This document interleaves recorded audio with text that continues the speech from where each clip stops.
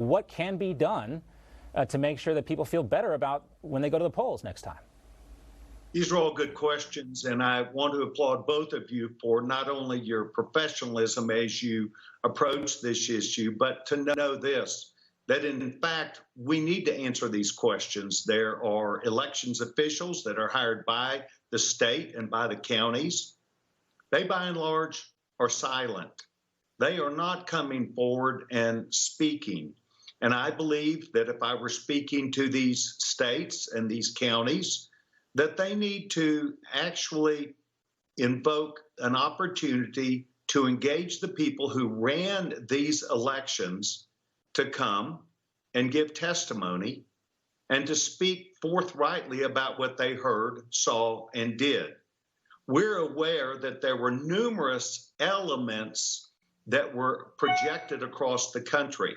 These elements included not following the law, but following what was a governor-projected way to deal with the COVID. We are not trying to overturn elections. What we're trying to do, and by the way, there aren't even enough states in play that would overturn the election. What we are trying to do is to answer the question about 2020 elections, what they did, how they did, and what might have caused a variance that are wide variances in these. So I will tell you that Tom has covered very aptly the states that are attempting to ask the questions. But rather than going in and hiring staff to go, and I think it's good to talk to citizens about what they saw, they need to go to the elections officials. They need to have access to the data.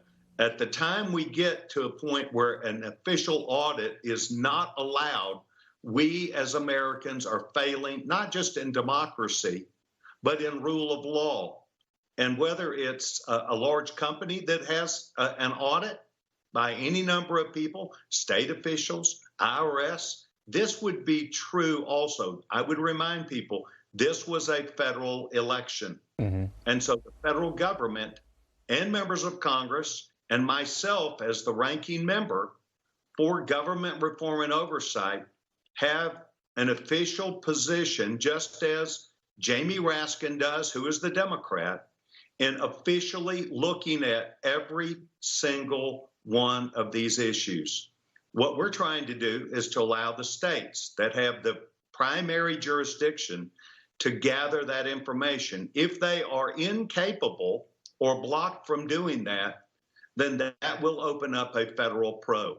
That will open up a federal opportunity for us to come in and say that these elections officials would not provide information to the proper legal people. Does that mean law enforcement?